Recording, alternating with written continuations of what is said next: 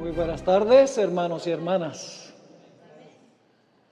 Qué bueno que vinieron una vez más para estudiar la palabra del Señor. Este es el tema número 7 en la serie sobre Daniel 8 al 12 y Apocalipsis el capítulo 10. Esta noche vamos a estudiar dos temas, como hemos hecho cada noche. Y los temas que tocan esta noche son, en primer lugar, la consumación del misterio de Dios y luego una experiencia dulce y amarga. Antes de comenzar estos dos temas, quisiera hacer un corto repaso de lo que vimos en nuestros últimos dos temas. Pero primeramente vamos a elevar una oración a nuestro Dios. Padre Celestial, venimos ante tu trono con reverencia, con humildad, reconociendo que nuestra sabiduría es supremamente limitada.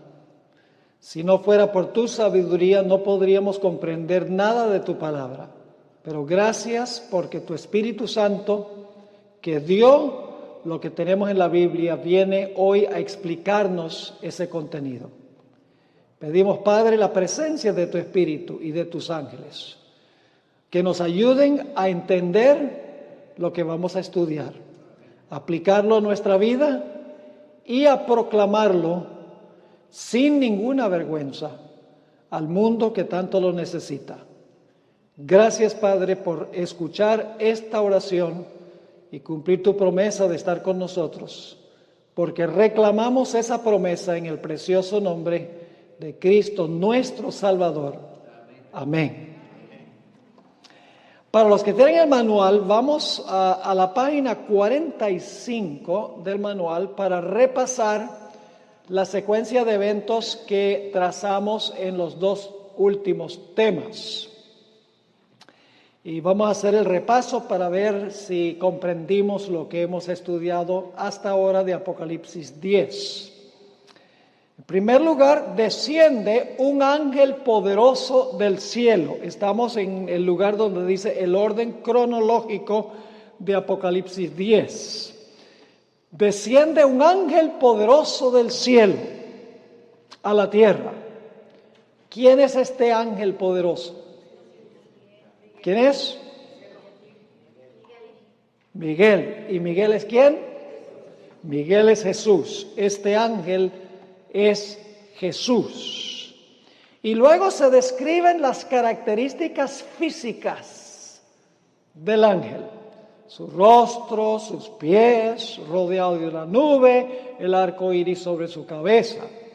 Así que se describe su apariencia física cuando desciende del cielo.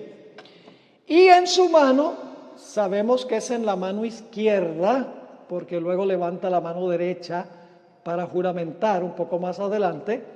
En su mano izquierda tiene un librito que hubo sido abierto. Es decir, antes de descender a la tierra, abrió el libro. Y cuando llegó a la tierra, el libro estaba abierto. ¿Cuál es el libro con el cual desciende el ángel? La profecía ¿de dónde? De Daniel. ¿Qué capítulos? 8 hasta el capítulo 12. ¿Y cuál es el tema central de ese libro dentro del libro? ¿Cuál es el tema central? El tema central son los 2300 días y el comienzo del juicio al terminar los 2300 días. Eso lo estudiamos en los primeros temas. Vimos que Daniel 8 al 12 tiene un tema central que es hasta 2300 días y el santuario será purificado. Capítulo 9 nos da la fecha de comienzo de los 2300, así que sabemos dónde terminan.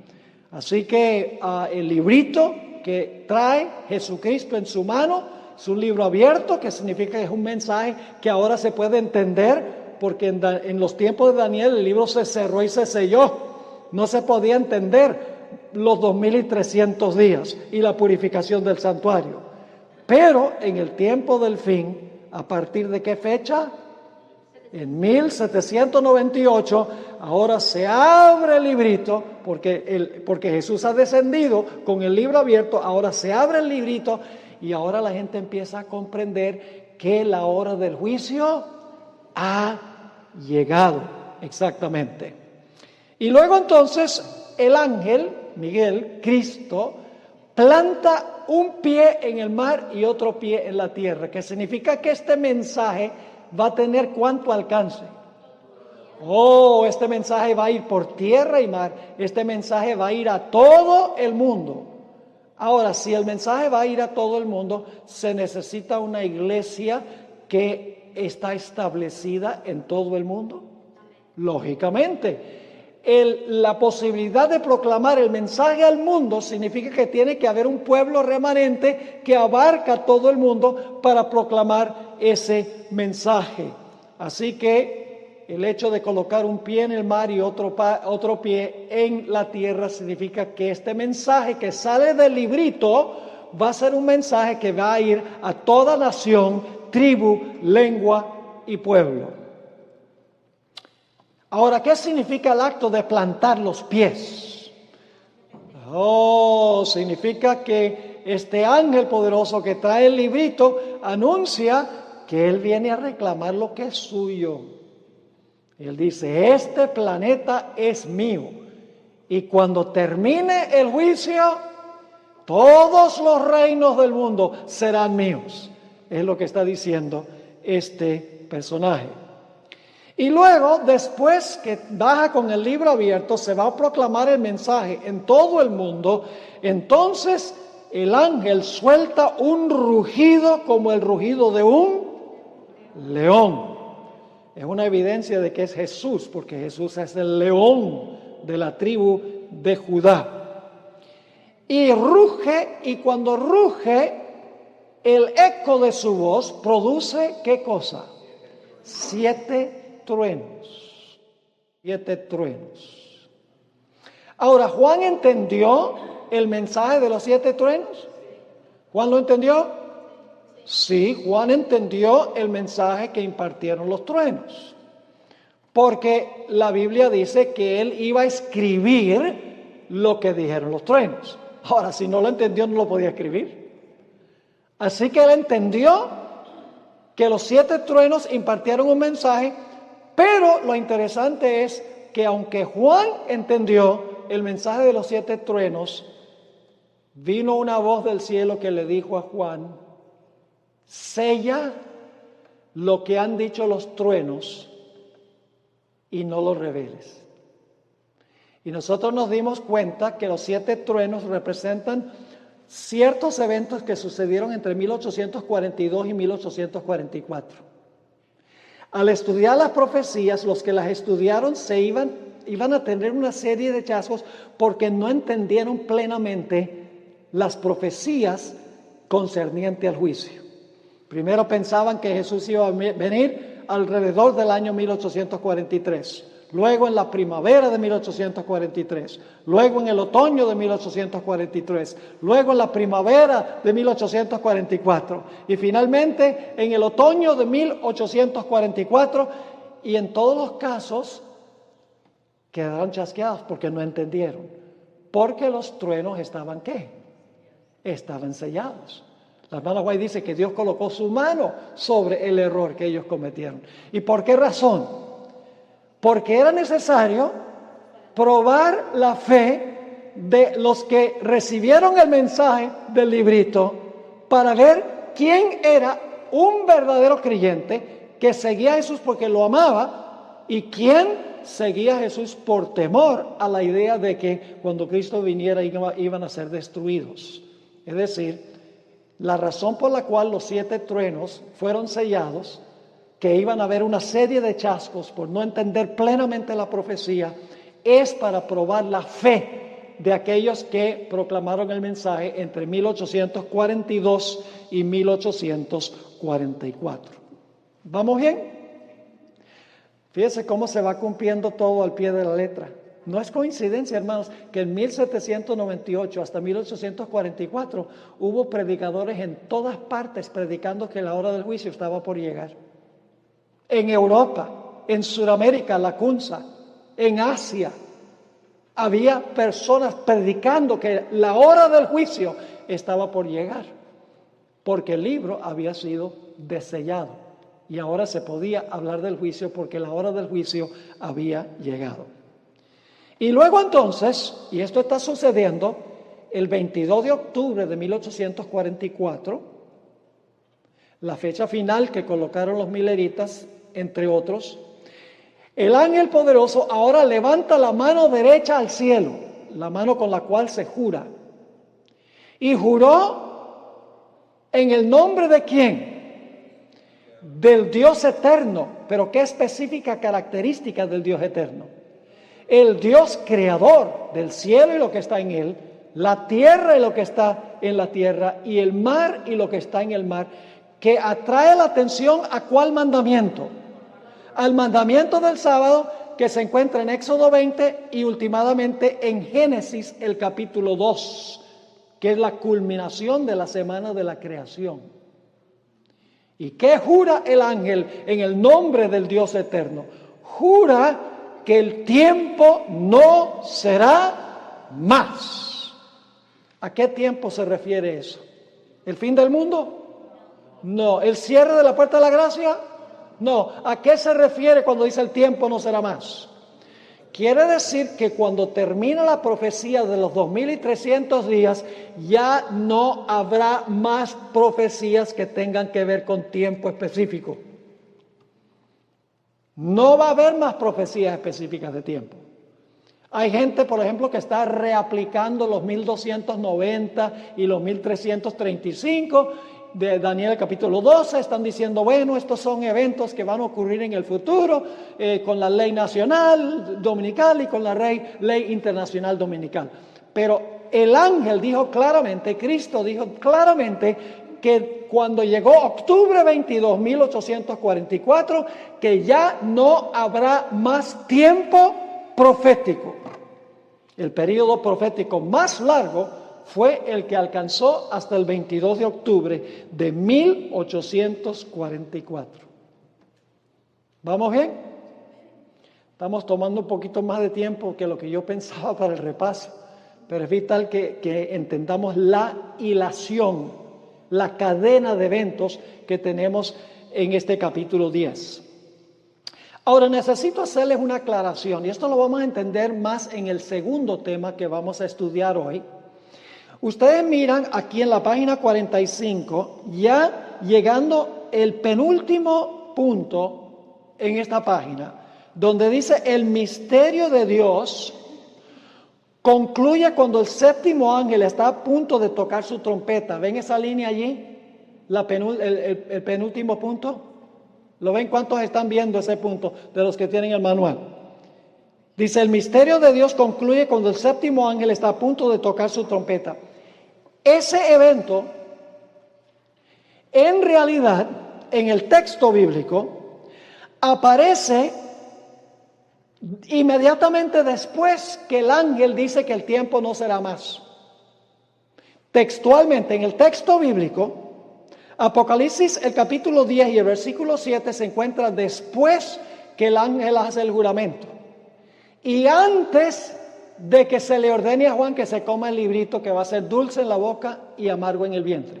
Pero quiero explicarles, y eso lo vamos a entender más en el segundo tema. Apocalipsis 10 y el versículo 7 es una explicación parentética, es una interrupción en el desarrollo.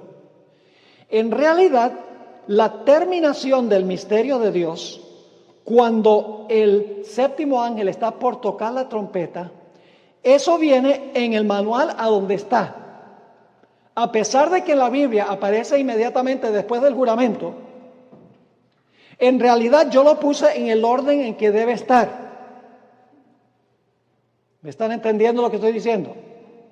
Ahora, ustedes van a darse cuenta por qué razón es que yo digo eso. Así que el orden que tienen aquí en esta página, en la página 45, es el orden correcto. A pesar de que Apocalipsis 10:7 se encuentra inmediatamente después del juramento en el texto bíblico. Ahora, con eso en mente, vamos a la página 59 y vamos a hablar de la consumación del misterio de Dios, que es el versículo 7. Viene inmediatamente después que el ángel hace el juramento que el tiempo no será más. Ahora, vamos entonces a analizar este capítulo, la consumación del misterio de Dios. Ahora, según este texto, el misterio de Dios concluye cuando el séptimo ángel, con la séptima trompeta, está a punto de tocar su trompeta. Es decir, la consumación del misterio de Dios, esto es muy importante, es el último evento que se cumple hacia el final del periodo de la sexta trompeta, cuando está por sonar la séptima. Todo lo que nosotros hemos estudiado está sucediendo durante la sexta trompeta. El ángel que desciende del cielo, el ángel que hace el juramento, los 7 truenos, todo eso está pasando en el periodo de la sexta trompeta. El último evento de la sexta trompeta, inmediatamente antes de sonar la séptima trompeta, tenemos la conclusión del misterio de Dios. Vamos a leer Apocalipsis 10 y el versículo 7.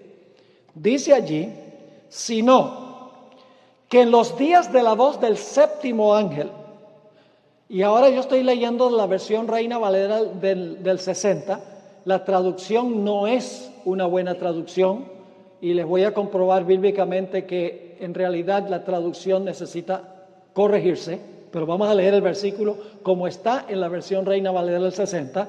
Dice: sino que en los días de la voz del séptimo ángel, cuando él comience a tocar la trompeta, el misterio de Dios se consumará como él lo anunció a sus siervos los profetas. Ahora, este versículo da la impresión que el misterio de Dios termina cuando el séptimo ángel comienza a sonar la trompeta. Es decir, comienza a sonar la trompeta, la séptima, y concluye el misterio de Dios. Pero eso no es correcto. En realidad, lo que el texto dice, y voy a darle varios versículos que comprueban eso, lo que el texto está diciendo es que cuando el séptimo ángel está a punto de tocar la séptima trompeta, termina el misterio de Dios. No ha sonado la séptima trompeta todavía cuando termina el misterio de Dios. El misterio de Dios es el último evento de la sexta trompeta cuando está por sonar la séptima. ¿Me están entendiendo el punto? Y ustedes dicen: ¿cómo sabe eso, pastor? La palabra griega que se usa aquí, con la palabra comience, que se traduce la palabra comience, en realidad significa cuando algo está a punto de ocurrir. Les doy aquí varios versículos. Lucas 7 y el versículo 2, que usa la misma palabra griega, melo.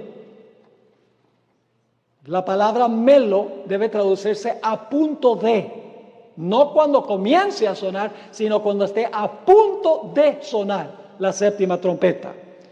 En Lucas 7:2 tenemos nosotros a un centurión que tiene un siervo que está enfermo. Y él va a Jesús pidiéndole a Jesús que sane a su siervo. Vamos a leer Lucas 7:2.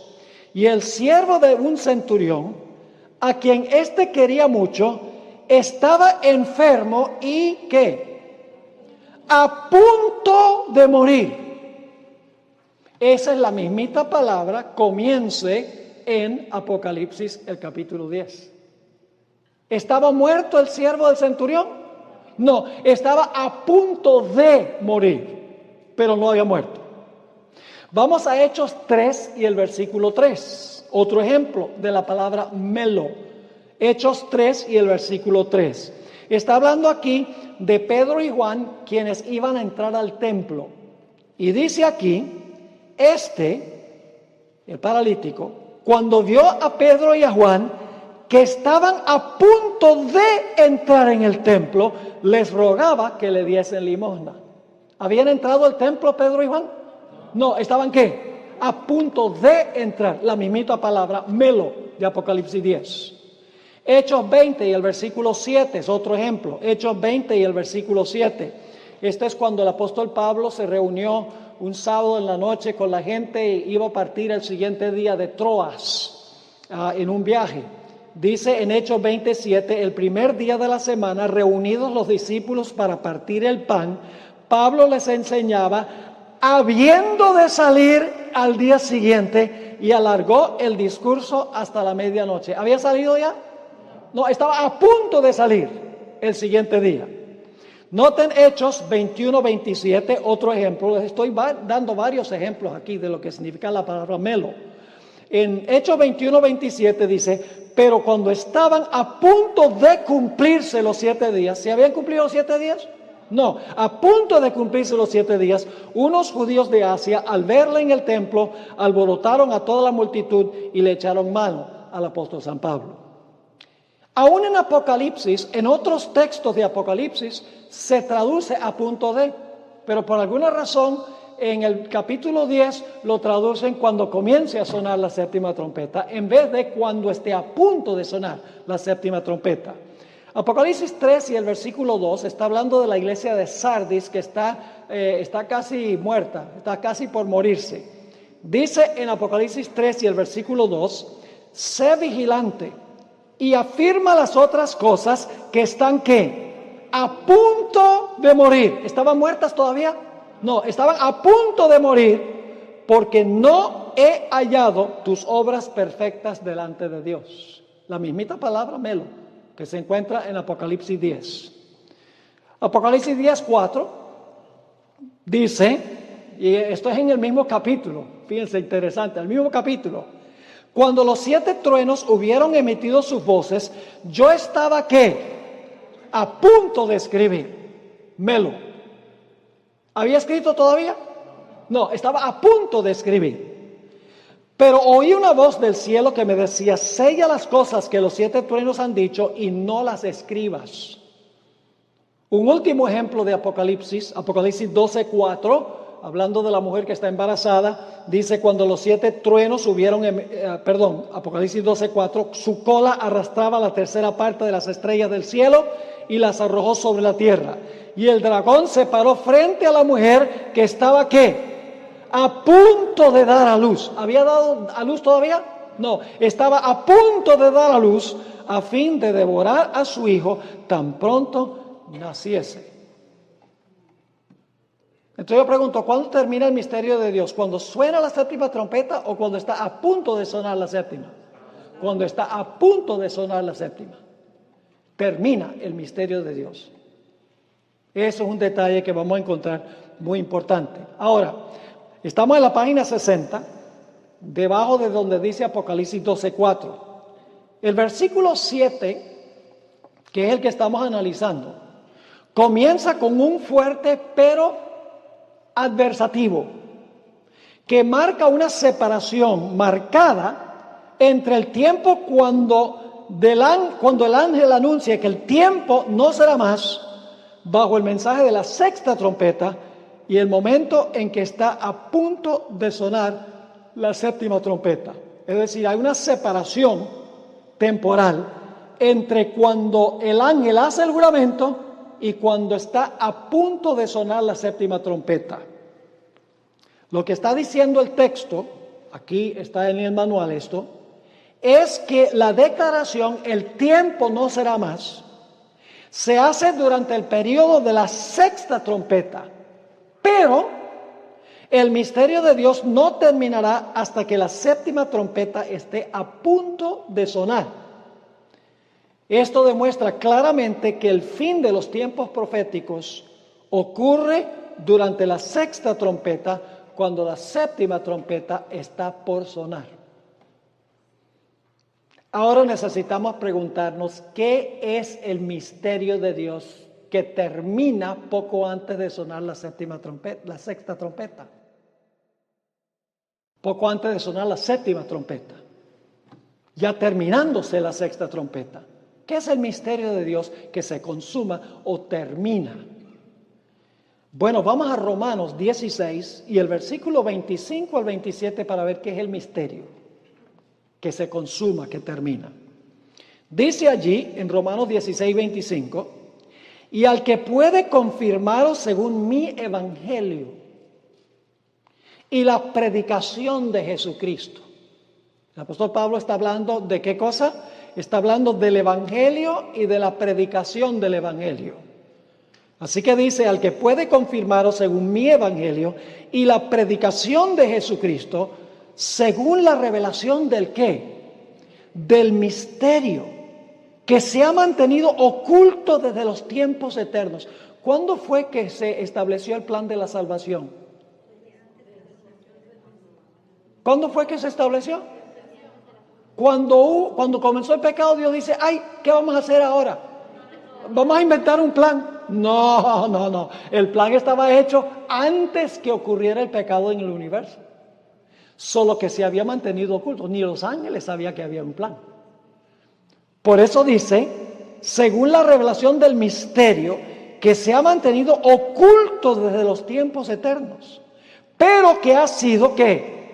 Pablo dice, en nuestros días ha sido, ¿qué? Manifestado o revelado. Y que por las escrituras de los profetas, según el mandamiento del Dios eterno, se ha dado a conocer a todas las gentes para que obedezcan a la fe. Al único y sabio Dios sea gloria mediante Jesucristo para siempre. Amén. ¿Qué es el misterio? El misterio es la predicación del Evangelio, del plan que se estableció en los siglos de la eternidad. Por eso el apóstol Pablo dice, al que puede confirmaros según mi Evangelio y la predicación de Jesucristo, que fue el misterio que estuvo oculto desde tiempos eternos, pero en el tiempo de Pablo ya se había revelado porque Jesús había venido para revelar el plan de la salvación. Así que el misterio de Dios es la predicación del Evangelio de la salvación. Elena White confirma, siempre en armonía con la Escritura, este significado del misterio de Dios. Si queremos saber qué significa terminar el misterio de Dios o consumarse el misterio de Dios, pues tenemos que saber en primer lugar qué es el misterio de Dios para saber cuándo se consuma. La sierva de Dios tiene esta cita muy hermosa, no se encuentra en español, yo la traduje, se encuentra en la revista Signs of the Times, marzo 25, 1897. Hay varias citas que yo tengo en el manual que no se consiguen en español, están solo en inglés, yo las traduje. Dice aquí, la encarnación de Cristo es un misterio. La unión de la divinidad con la humanidad es en verdad un misterio que estuvo, ¿qué cosa? Oculto en Dios. El misterio, ahora va a citar el versículo que acabamos de leer, el misterio que había estado oculto desde los siglos y edades. Jehová lo mantuvo en silencio eterno hasta que fue revelado por primera vez en el Edén por la profecía que la simiente de la mujer heriría la cabeza de la serpiente y la serpiente el calcañar de la simiente. ¿Cuándo fue la primera vez que se reveló ese misterio que fue establecido en la eternidad? Génesis 3:15. Sigue diciendo, la parte que Cristo debía desempeñar cuando vino a esta tierra era presentar al mundo ¿qué? ¿A qué vino Jesús? A presentar al mundo este misterio que Dios había mantenido en silencio por las edades eternas antes de la creación del mundo, antes que el hombre fuera creado. Y ahora escuchen, y este maravilloso misterio de la encarnación de Cristo y su expiación debe ser ¿qué? Declarado a cada hijo e hija de Adán, sea judío o sea gentil. ¿Qué es el misterio de Dios? Es la proclamación del plan de la salvación que fue establecido en los siglos de la eternidad. Ahora yo quiero preguntar, ¿va a llegar un momento en que va a terminar la predicación de ese misterio? Sí, Señor. Cuando se cierre la puerta de la gracia, ya la predicación no logrará nada, terminará la predicación antes de la segunda venida del Señor Jesucristo. Ahora, permítame ilustrarlo de esta manera. Ustedes tienen en este párrafo, aquí en la página 61, Jesús dio la parábola de la pesca. ¿Recuerdan la parábola de la pesca? Se encuentra en Mateo el capítulo 13, donde hay varias parábolas de Jesús. Ahora vamos a mirar este párrafo. Durante toda la era cristiana, es decir, desde que Cristo vino hasta el día de hoy, los pescadores, ¿quiénes son los pescadores? ¿Quiénes son los pescadores? Nosotros. Jesús dijo, seguid en pos de mí y yo os haré pescadores. Ok, así que los pescadores somos nosotros. Así que durante toda la historia de la iglesia, los pescadores echaron ¿qué cosa? La red. ¿Saben lo que es echar la red? Predicar el evangelio. Los pescadores tiran la red, es decir, los pescadores, los miembros tiran la red del evangelio. ¿Y lo tiran a dónde? Al mar. ¿Qué representa el mar? La humanidad. Los peces, ¿quiénes son los peces? Hombres. Yo os haré pescadores de hombres. Los peces, que son los seres humanos, se reunieron en la red y los pescadores los metieron ¿dónde? En el bote. ¿Y cuál es el bote? La iglesia. La red reunió peces ¿qué? Peces buenos y peces malos. ¿En la iglesia hay buenos y malos? ¿Todos profesan a Jesús? Claro. Entonces todos se van a salvar. No. Hay que hacer una obra de ¿qué? Hay que hacer una obra de separación. Ahora escuchen. Cuando el bote llegue a la playa, según la parábola de Jesús, se separarán los peces buenos de los peces malos. ¿Qué evento es ese que separa los buenos de los malos? El juicio investigador, el juicio de Daniel 7. ¿Que consta de cuántos pasos? 3. Primero, ¿qué? La investigación. Segundo, ¿qué? La sentencia. Y tercero, la ejecución de la sentencia. Ahora, ¿qué sucede con los peces buenos? Los peces buenos se guardarán y los peces malos se desecharán.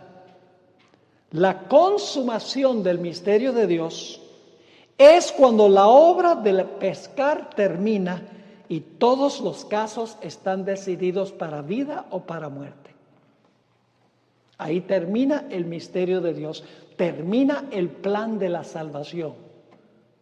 Porque ya todos los que murieron o recibieron a Jesús o no, y todos los que están vivos al final de la historia, se examinó su vida y se reveló si eran creyentes genuinos o no. Y cuando el último creyente es examinado e investigado en el juicio, y todo ser humano haya sido analizado en el juicio, de nada vale predicar más, porque todos los casos están decididos. El misterio de Dios termina. Ya la predicación no se puede hacer porque nadie se va a salvar.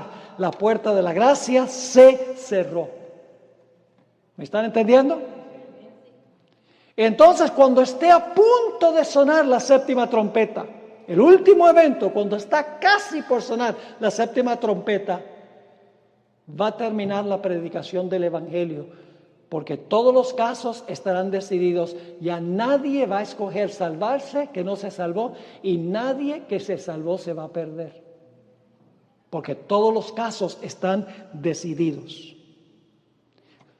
Resumiendo aquí en el manual, cuando la séptima trompeta está por sonar, suceden 3 eventos consecutivos, seguidos por el sonar de la séptima trompeta. En primer lugar, cuando está por sonar la séptima trompeta, se cierra la puerta de la gracia. Eso significa que termina el misterio de Dios, termina la predicación del evangelio, termina el proceso de pescar. Porque ya la pesca ha sido hecha, el barco llegó a la ribera y se separaron los peces buenos de los peces malos.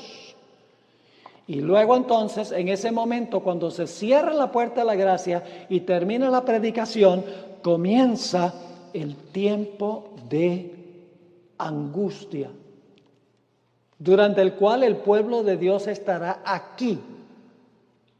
Pero ni uno solo caerá, porque sus casos ya han sido decididos de antemano en el juicio.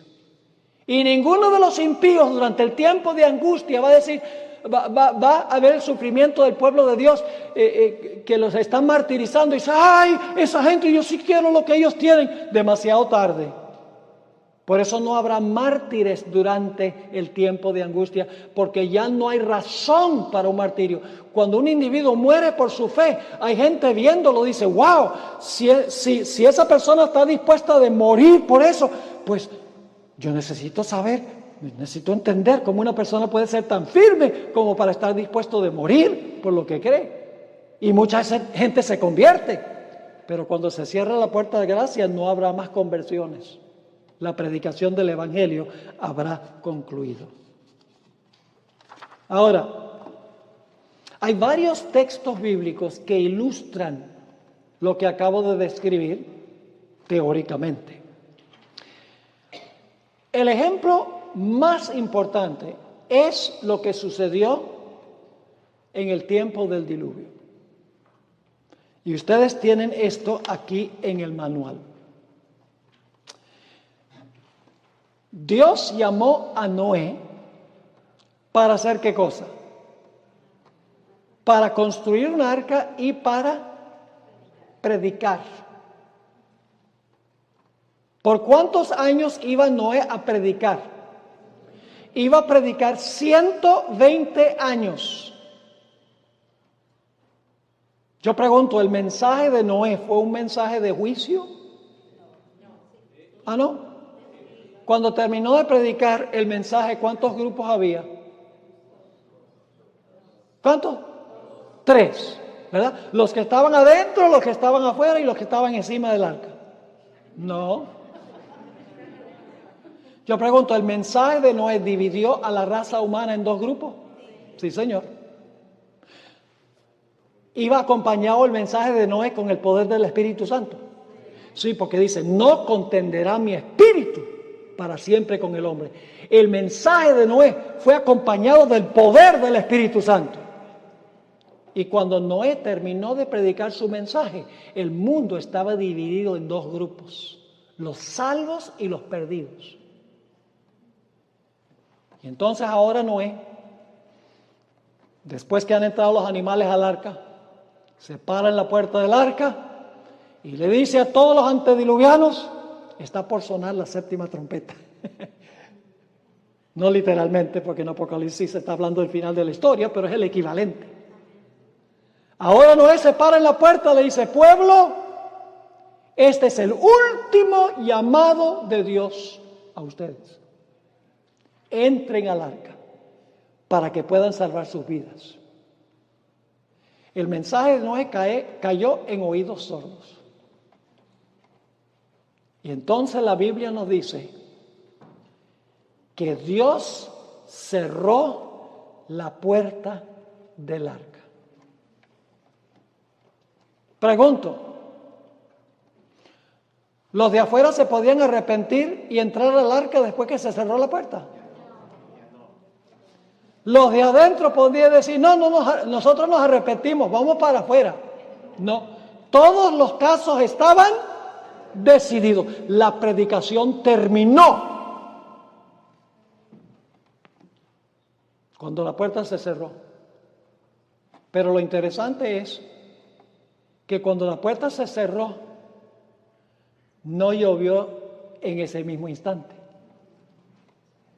¿Cuántos días pasaron? 7 días completos. El 8º día fue que comenzó a llover. Después de 7 días, dice en Génesis, haré llover sobre la tierra. Yo pregunto, ¿creen ustedes que la fe de Noé y su familia fue severamente probada durante esos 7 días? En Patriarca y Profeta, la sierva de Dios dice que su fe fue severamente probada. ¿Cómo creen ustedes que se portaron los de afuera por cada día que pasaba y el cielo estaba azul? Cada día, el Patriarca y Profeta dice que se burlaron más se mofaron más, se volvieron más altaneros, más irreverentes e irrespetuosos, burlándose de Noé y de su familia. Es decir, los impíos tuvieron un periodo de victoria, mientras que el pueblo de Dios parecía tener un periodo de derrota. La fe de los fieles fue probada y los impíos se volvieron cada vez más impíos. Así que pasan 7 días de prueba. Pero después de 7 días, muy temprano el 8º día, la gente empieza a ver objetos voladores no identificados, nubes. Y pronto empieza a caer de las nubes agua. Nunca había llovido, porque la tierra era regada por un sistema de riego automático, automatic sprinklers. Dice que subía un vapor de la tierra. La tierra no era regada por lluvia, no había llovido. Por eso el mensaje de Noé parecía ridículo. Decía, no es científico, es absurdo. Nunca ha llovido. ¿Cómo dices, Noé, que va a llover? Y Noé dice, porque Dios me lo dijo. Y empezó a llover. Todos los que estaban afuera perecieron. Y todos los que estaban adentro se salvaron. A eso se refiere el evento de la conclusión del misterio de Dios.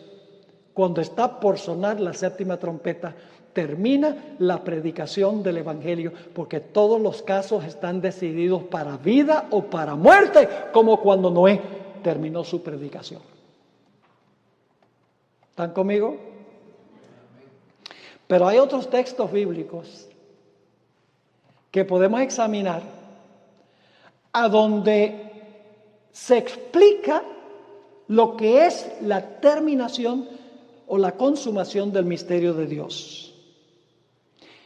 En Daniel 12:1 tenemos un texto muy interesante. Dice al final del capítulo 11 que el rey del norte, que representa el poder papal, va a salir con la intención de destruir y aniquilar al pueblo de Dios. Y dice que cuando el rey del norte sale con la intención de destruir al pueblo de Dios, se levantará Miguel. Ahora, ¿qué significa eso? Se levantará Miguel. Bueno, esa palabra levantará aparece también en Daniel 11, 2 y 3. Ahí está mencionado en el manual. En el versículo 2 dice, aún se levantarán 3 reyes en Persia. ¿Qué significa eso? Aún se levantarán 3 reyes en Persia. Significa que van a reinar 3 reyes en Persia. ¿Se van a levantar para qué? Para reinar 3 reyes en Persia. Entonces, ¿qué significa que se levantará Miguel? Significa que el reino de Cristo está completo y va a comenzar a reinar sobre su reino. ¿Qué es su reino? Esto lo estudiamos. ¿Qué es el reino de Jesús? Su gente. El reino se compone de los fieles de Jesús. ¿Y a dónde se demostró quiénes son fieles y quiénes no son fieles? En el juicio que se hizo antes. Así que en el momento cuando se levanta Jesús, cuando se levanta Miguel, significa que en ese momento Jesús comienza a reinar sobre su reino, porque ya se ha demostrado quiénes son los súbditos de su reino. El juicio ha terminado. Y fíjense que dice que después que se levanta Miguel, después que se cierra la puerta de la gracia, dice que habrá un tiempo de ¿qué? De angustia, cual no se ha visto desde que hay gente en la tierra. Pero en ese tiempo de angustia, el pueblo de Dios será ¿qué? Librado de las manos ¿de quién? Del enemigo del capítulo 11, del rey del norte, el papado. Será librado. ¿Y quiénes serán los librados? Todo el que se hallara escrito en el libro. ¿Cuándo fueron confirmados sus nombres en el libro? ¿Cuándo? Durante el juicio. ¿Están conmigo o no están conmigo? Ahora vamos a Apocalipsis 15, 5 al 8. Otro texto que describe la consumación del misterio de Dios. La terminación de la predicación del Evangelio cuando todos los casos están ya decididos. Dice en Apocalipsis 15, 5: después de estas cosas miré, y he aquí fue abierto en el cielo el templo. Ahora necesito explicarles qué significa esa palabra templo. La palabra templo que se usa aquí aparece 16 veces en Apocalipsis. Es la palabra griega naos. Siempre que aparece en Apocalipsis naos, la palabra templo, se refiere al lugar santísimo del santuario celestial. La palabra templo en Apocalipsis se refiere al lugar santísimo del santuario celestial. Yo pregunto, ¿en el lugar santísimo es que se hace el juicio investigador? ¿La purificación del santuario es en el lugar santísimo? Sí. Entonces, recuerden que la palabra templo aquí se refiere al lugar santísimo. Y eso lo sabemos porque en Apocalipsis 11, 19, que menciono de paso aquí, dice que el templo de Dios fue abierto en el cielo, el naos fue abierto en el cielo, y se vio en el templo el arca del pacto. ¿Dónde, en qué apartamento estaba el arca del pacto? En el lugar santísimo. Entonces, ¿a qué se refiere que el templo fue abierto y en el templo se vio el arca del pacto? La palabra templo se refiere a qué apartamento? Al lugar santísimo. Así que aquí en Apocalipsis 15:5 dice: después de estas cosas miré, y aquí fue abierto en el cielo el templo del tabernáculo del testimonio. El tabernáculo es toda la carpa, pero el templo del tabernáculo es el lugar santísimo. Es decir, ahora el lugar santísimo se abre. ¿Y por qué se abre el lugar santísimo? Yo pregunto, ¿nosotros podemos hoy entrar al lugar santísimo? ¿Podemos entrar, podemos acercarnos al trono de la gracia hoy? ¿Y cómo podemos? Tenemos que ir a NASA a montarnos en un cohete. ¿Cómo entramos al lugar santísimo hoy? Por fe. En nuestra mente entramos ahí, seguimos a Jesús en su obra en el santuario celestial por fe. La gente hoy puede entrar allá, por medio de Cristo puede entrar y reclamarlo como sumo sacerdote. Sí, porque la puerta todavía está abierta. Por eso seguimos predicando, para invitar a la gente a seguir a Jesús, a entrar al santuario por fe, donde está Jesús, intercediendo por ellos. Pero aquí lo interesante es que el templo no se abre aquí para que la gente pueda entrar por fe, sino que aquí el templo se abre para que los ángeles con las plagas puedan salir. Vamos a leerlo. Después de estas cosas miré, y he aquí fue abierto en el cielo el templo, es decir, el lugar santísimo, del tabernáculo del testimonio, de la carpa, y del templo, del naos, del lugar santísimo, salieron. ¿Por qué se abre el templo? ¿Para que la gente pueda entrar y salvarse por fe? No, para que salgan ¿qué? Los ángeles con las plagas. Yo pregunto, cuando las plagas caen, ¿ya la puerta de la gracia se cerró? Sí, Señor. Porque se derrama a plenitud la ira de Dios. Sin mezcla, dice la Biblia, de misericordia. Ahora hay mezcla de misericordia. Pero después que se cierra el templo, no más misericordia, no más predicación. Así que dice, del templo salieron los 7 ángeles que tenían las 7 plagas, vestidos de lino limpio y resplandeciente y ceñidos alrededor del pecho con cintos de oro. Y uno de los 4 seres vivientes dio a los 7 ángeles 7 copas de oro. ¿Y qué tenían las copas? Llenas de la ira de Dios. Ahora se va a derramar la ira de Dios porque la puerta de la gracia, ¿qué? Se ha cerrado. Y ahora escuchen lo que dice.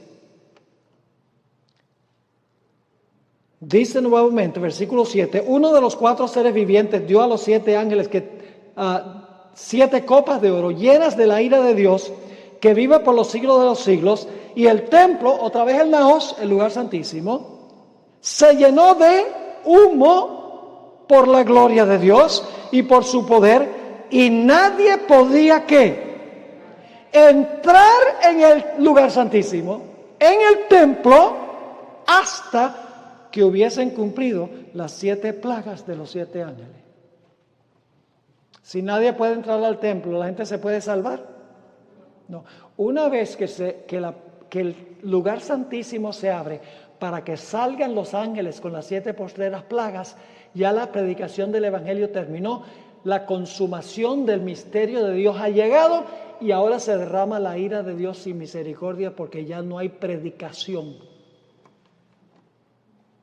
¿Están conmigo? Ahora vamos a Apocalipsis 22, 10 al 12. Apocalipsis 22, 10 al 12. ¿Recuerdan que el libro de Daniel se explica más en Apocalipsis? Daniel, la sierva de Dios, dice que Daniel es una profecía y Apocalipsis es una revelación. Es decir, el propósito de Apocalipsis es ampliar el libro de Daniel. Apocalipsis es una explicación de Daniel, una ampliación del libro de Daniel. Ahora quiero que noten Apocalipsis 22 y el versículo 10 al 12. ¿Recuerdan las 3 etapas del juicio? Investigación, sentencia, recompensa. Ahora fíjense en estos versículos, los 3 pasos. Dice, y me dijo, versículo 10, no selles las palabras de la profecía de este libro. Y cuando dice este libro, ¿se podría referir también a Daniel? Sí, pues el libro de Daniel se le quitó el sello. Aquí también dice que Apocalipsis tampoco tiene ¿qué? Sello, porque dice, no lo selles. Yo pregunto, mientras el libro está abierto, mientras Daniel y Apocalipsis están abiertos, ¿puede salir un mensaje de esos libros para que la gente se pueda salvar? ¿Sí o no? Lógico. Si los libros están abiertos, dice, no sella este libro, porque en este libro se abre el libro sellado de Daniel. Entonces puede salir del libro un mensaje que la gente puede entender y puede aceptarlo y salvarse. Es el tiempo de gracia. Pero el versículo 11 nos dice el momento cuando va a terminar la predicación. Todos los casos decididos. Dice en el versículo 11, el que es injusto. Vamos a leer primeramente el versículo 10 de nuevo. Me dijo, no sella las palabras de la profecía de este libro porque el tiempo está cerca. ¿Cuál tiempo está cerca? El tiempo que menciona el versículo 11. ¿Y qué dice el versículo 11? El que es injusto, sea injusto todavía.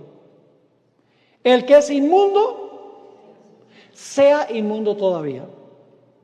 Y el que es justo, practique la justicia todavía. Y el que es santo, santifíquese todavía. ¿Suena ese versículo como que todos los casos están decididos? Lo que está diciendo es, no selles las profecías de Daniel y Apocalipsis, porque sale un mensaje de ellos para que la gente lo pueda aceptar y salvarse. Pero el tiempo está cerca cuando todos los casos están decididos. Y luego en el versículo 12 está el tercer paso. Dice en el versículo 12, Jesús, he aquí yo vengo presto y mi ¿qué? ¿Qué es un galardón? La recompensa La implementación de la sentencia dice, y mi galardón conmigo para recompensar a cada uno según su obra. Ahora, si la recompensa se da de acuerdo a nuestras obras, ¿tiene Dios que examinar las obras? Ahí está implícitamente el juicio investigador. Porque si se va a dar la recompensa de acuerdo a las obras de la persona, tiene en el juicio que haberse hecho una investigación de las obras para ver si la recompensa debida la iban a recibir. ¿Está claro? Ahora, el último pasaje que quiero que miremos de nuevo, y esto ya lo habíamos mirado antes, pero el primer día había menos gente, así que quiero repasar esto de nuevo. El pasaje de Daniel 7, 9 y 10, 13 y 14, 18, 21 y 22, 26 y 27. Ahí están los tres pasos. Los primeros dos pasos ocurren ¿dónde? ¿Dónde se hace la investigación de todos los que profesaron a Jesús? En el cielo. ¿A dónde se dicta la sentencia basado en la investigación? En el cielo. ¿Y a dónde se da la recompensa basado en el veredicto y la examinación de la evidencia? En la tierra, cuando Cristo venga por segunda vez y trae su recompensa para recompensar a la persona. En un juicio hoy en día, igual. Por ejemplo, cuando un individuo está involucrado en un accidente y contrata un abogado, porque el accidente fue culpa de otro, primero un jurado hace la investigación de la evidencia, los dos abogados presentan los casos, el jurado escucha, después que se ha presentado el caso, el jurado delibera y el jurado dicta la sentencia y dice, bueno, este individuo, por los daños que le causaron, debe recibir $2 millones, dicta la sentencia, pero los $2 millones no lo sacan del banco en ese instante. La persona después le toca pagar los $2 millones, se implementa la sentencia. Y así es en Daniel capítulo 7. Vamos rápidamente, Daniel 7, 9 y 10. Estuve mirando hasta que fueron puestos tronos, y se sentó un anciano de días. ¿A dónde vive el anciano de días? En el cielo, cuyo vestido era blanco como la nieve, el pelo de su cabeza como lana limpia, su trono llama de fuego y las ruedas del mismo fuego ardiente. Un río de fuego procedía y salía de delante de él, millares de millares le servían. ¿Quiénes son esos millares de millares? Los ángeles. ¿A dónde viven los ángeles? En el cielo, muy bien. Millares de millares le servían y millones de millones asistían delante de él.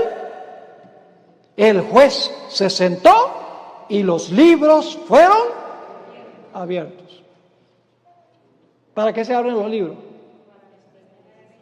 Porque se van a investigar los casos de todos los que profesaron el nombre de Jesús, para ver si son creyentes genuinos.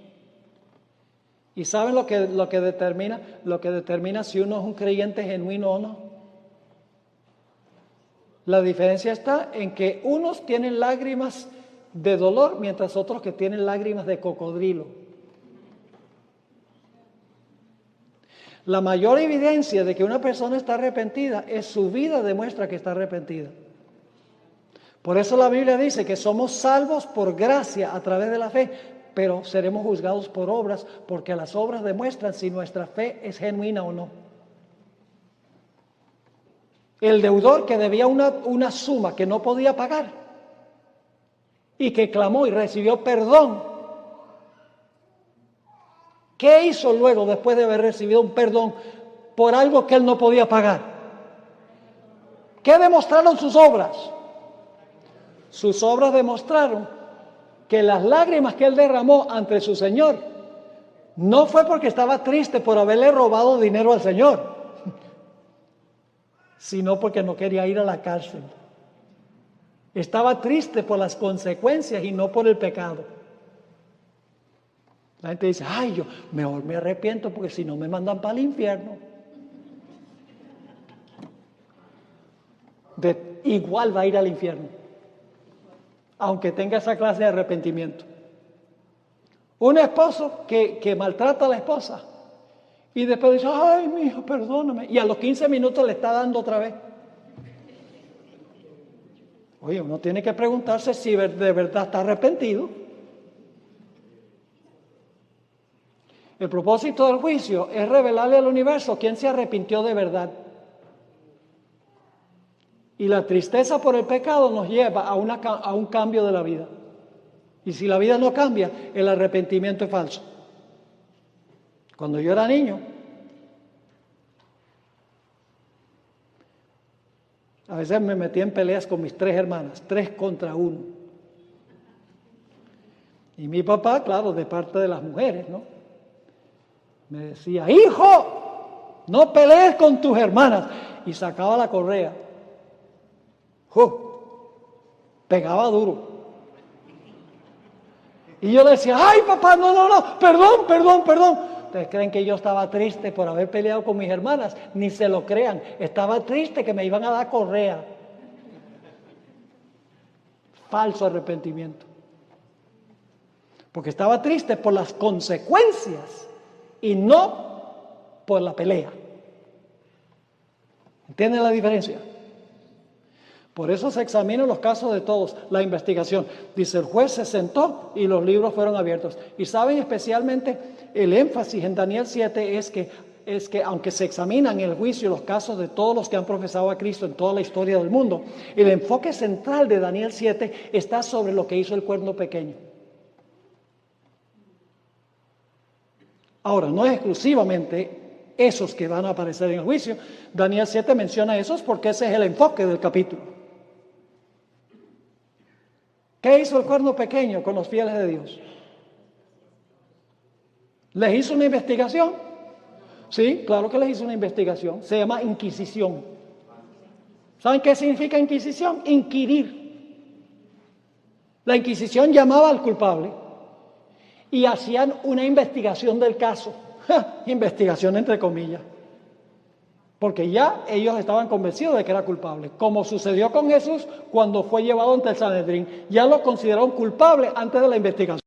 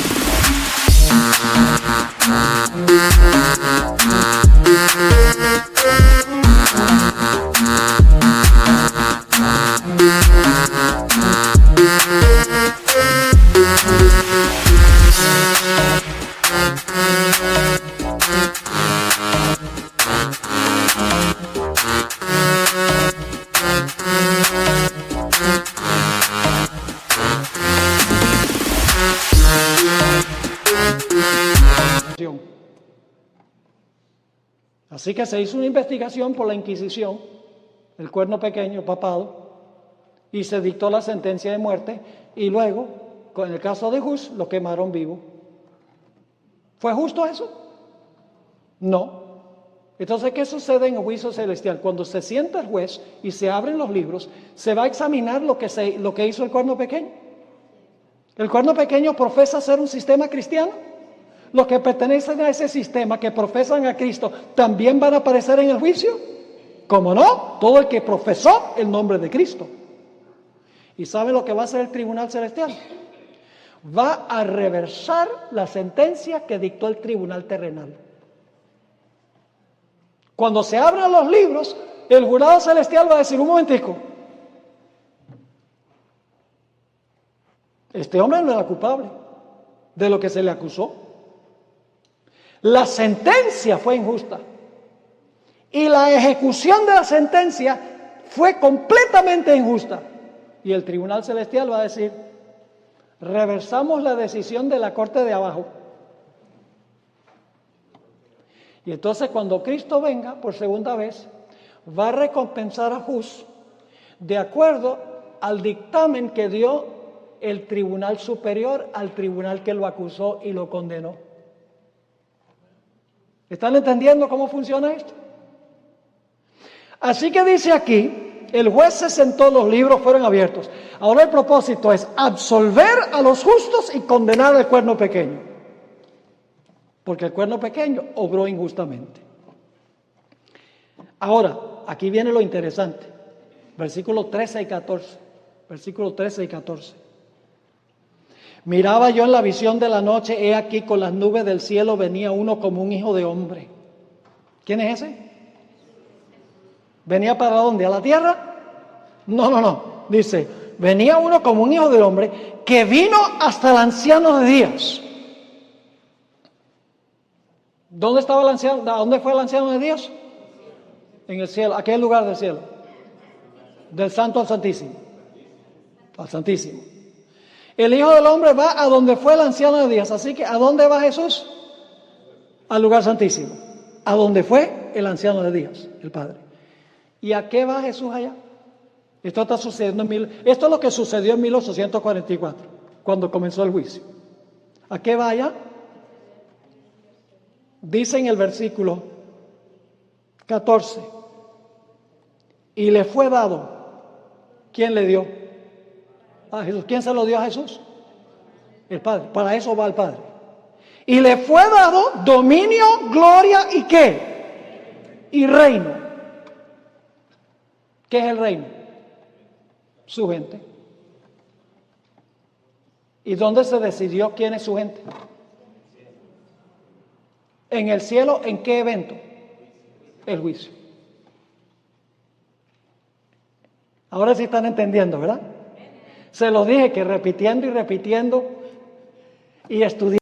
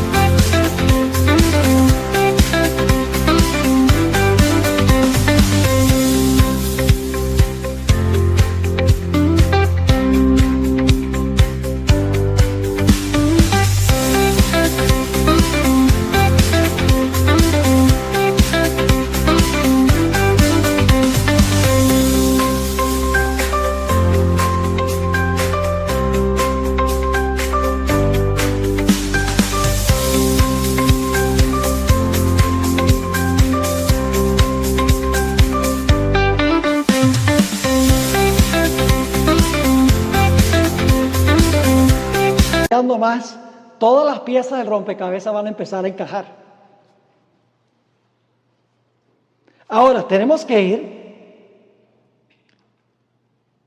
al versículo 14 de nuevo. Le fue dado dominio y gloria y reino para que todos los pueblos, naciones y lenguas le sirvieran. Su dominio es dominio eterno que nunca pasará y su reino uno que no será destruido. Ahora ustedes pueden leer lo que sigue aquí porque el tiempo concluyó. Pero el versículo 18 es una ampliación de lo que acabamos de notar en Daniel 7. Y luego el versículo 21 y 22 nuevamente amplía el punto de los 3 pasos del juicio. Y luego los versículos 26 y 27 agregan detalles. Pero el punto clave, mis hermanos y hermanas, en todo este pasaje de Daniel 7 es que primero se hace una investigación. Luego, basado en la investigación de la evidencia, se pronuncia la sentencia y eso está pasando en el cielo. Y luego entonces viene el tiempo en que Jesús con sus santos poseen el reino y se implementa la recompensa. Entonces yo pregunto, ¿qué es la conclusión del misterio de Dios? ¿La terminación de qué? De la predicación del Evangelio, porque el juicio ha terminado y la puerta de la gracia se cerró. Y eso pasa inmediatamente antes de sonar la séptima trompeta, cuando está a punto de sonar la séptima trompeta, porque cuando suena la séptima trompeta, vamos a encontrar Jesús toma posesión de los reinos de la tierra. La segunda venida del Señor Jesucristo es la séptima trompeta. Pero el cierre de gracia ocurre antes. La predicación del Evangelio termina antes. Y luego, entre la terminación del misterio de Dios y el cierre de la gracia y la segunda venida, viene el tiempo de angustia cual no se ha visto jamás en la historia de este mundo, y el pueblo de Dios estará aquí en la tierra protegido por Dios. Y termino diciendo esto. Saben que algunos se asustan cuando se habla del tiempo de angustia. Ay, pastor, ojalá que el Señor me mande el descanso antes de ese tiempo.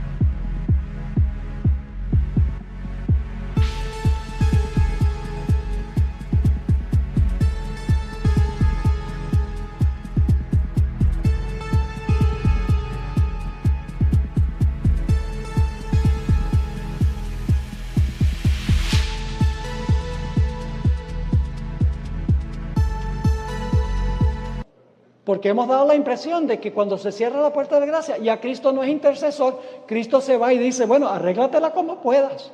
No. Jesús va a dejar de funcionar como intercesor, pero va a ser protector de aquellos que lo reclamaron como su abogado. Así que no hay razón para desanimarse ni tener miedo. Porque la Biblia dice, aunque andes en valle de sombra de muerte, no temeré mal alguno, porque tú estarás conmigo. El ángel de Jehová acampa alrededor de los que le temen y los defiende.